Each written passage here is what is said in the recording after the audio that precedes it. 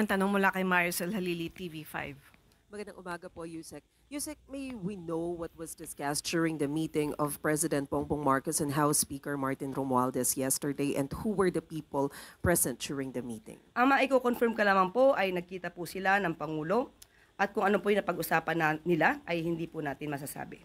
Okay, but clearly yesterday, Yusek, mainit po na usapin yung change of leadership in Congress. So I wonder if the President gave his blessings na mapalitan yung head ng Congress, considering that Congressman Toby Chanco himself said that although co-equal body, they respect the President, so they need to discuss the issue with the President. Sa ngayon ay wala po tayong masasabi at hindi pa naman po yata nagre-resign si Speaker Romualdez. So tingnan na lamang po natin kung anong susunod na magaganap. Last na lang po, ma'am. What does Malacanang think about the possible change of leadership in Congress? How will this help when it comes to preserving the integrity of the institution or the government as a whole, considering po na na-link din si Congressman Romualdez issue ng flood control projects, although not directly, but he was mentioned?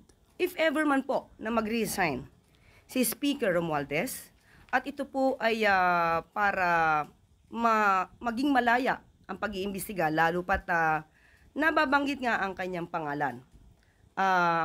Magiging maayos po ito at makatanggap-tanggap kung ang kanyang dahilan po ay para maging maisalba rin po ang integridad ng institusyon at para nga sa isang malayang pag-iimbestiga.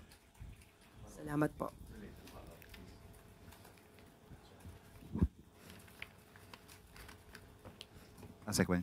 Yusek, related follow-up lang po.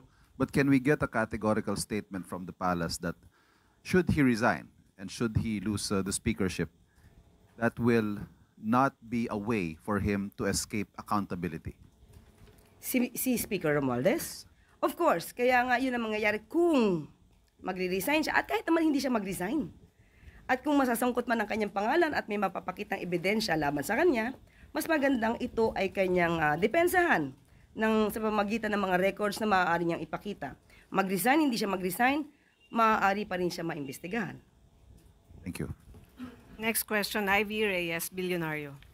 Hi, Isa. Good morning. Comment lang po from the palace on ICI Special Advisor Benji Magalong's statement backing the call for Speaker Martin to face the commission amid alleged involvement in the flood control scandal. Si Mayor Magalong po ay special advisor.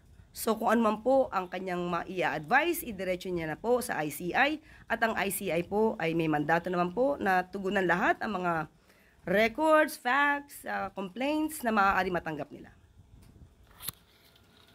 Sunod na tanong, Alvin Baltasar, Radyo Pilipinas. Yusek, good morning po. Yusek, for the last remaining 3 years ni Pangulong Marcos sa leadership, isasama niya na ba yung sa legacy niya, yung anti-corruption drive, since nasimulan niya na dito sa DPWH? And from there, talagang nakita natin kung gaano kalalim yung corruption doon sa ahensya. Ang pagtatrabaho po ng Pangulo para maipakita at ma-expose kung anumang mga maanumalyang flood control projects na ito at nagiging sanhi ng korupsyon, hindi po ito ginagawa ng Pangulo para magkaroon lamang ng legacy. Ginagawa niya po ito dahil ito po ang kinakailangan. Ginagawa niya po ito para sa taong bayan. So hindi para po magkaroon lamang ng legacy. Follow-up lang, Yusek. Katapos nitong investigation sa DPWH, meron bang information kung merong ahensyang isusunod si Pangulong Marcos na kung meron siyang natatanggap na information, talamak din ng korupsyon doon sa ahensyang ngayon? Ang pag-iimbestiga naman po patungkol sa korupsyon ay hindi lamang para sa DPWH. Kung meron pong makikita at maibibigay na anumang mga reports tungkol sa anumang korupsyon, yan naman po ay talagang pag-iimbestigahan. Salamat po, Yusek. Sunod na tanong, Chris Jose Remate. Good morning, Yusek. Sabi po ni BP Sara, dapat daw po agad na inaksyonan ng Pangulo yung flood control measures instead na hintayin daw po yung magiging findings ng ICI. And ang sabi po niya, and I quote, kung ikaw, presidente ka, tapos alam mo na kung ano ang nangyayari, makikita mo, based on the budget, kung paano binababo yung pera ng bayan.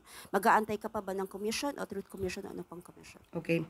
Unang-una po, di po natin alam kung kung siya po ba ay matagal na nagstay sa isang kuweba at hindi niya nalalaman ang mga nagaganap at hindi niya nalalaman kung ano yung agarang isinasagawa ng ating Pangulo. Siguro po kakailanganin niya na po ng mataas na grado na salamin or kaya hearing aid para madinig niya kung anuman ang lahat ng ginagawa at mga inuutos ng Pangulo sa mga law enforcement agencies, sa mga investigating bodies, kasama na po ang pagbuo ng ICI. Uulit-ulitin po natin, dahil paulit-ulit naman po lamang ang sinasabi na issue ng Vice Presidente. Ang pag-iimbestiga po ay hindi po kailangang isang araw lang. Hindi po naniniwala ang Pangulo sa isang EJK style, walang imbestigahan, libingan ang hantungan. Ang gusto ng Pangulo, due process. At hindi po dapat lamang na puro salita or kaya pangako. Matatandaan natin na may nangako noong nakaraang administrasyon, 3 buwan hanggang 6 na buwan ay masusugpo ang korupsyon. Kung meron naman pong sistema ang Vice Presidente, kung paano agara masusugpo ang korupsyon na ito, sana po ay hinilig niya na rin po ito at ibinigay sa kanyang ama. Pero bakit hindi kaya?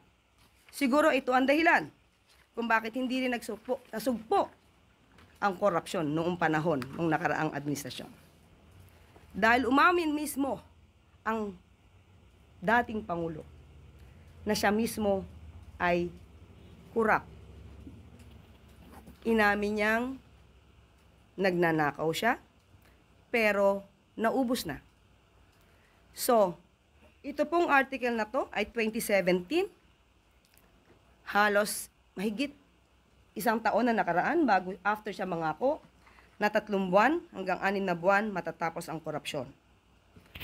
Sasabihin natin kung ano sinabi niya rito, and I quote, "Hindi ako nagmamalinis, marami rin akong nanakaw, pero naubos na. So wala na." End of quote.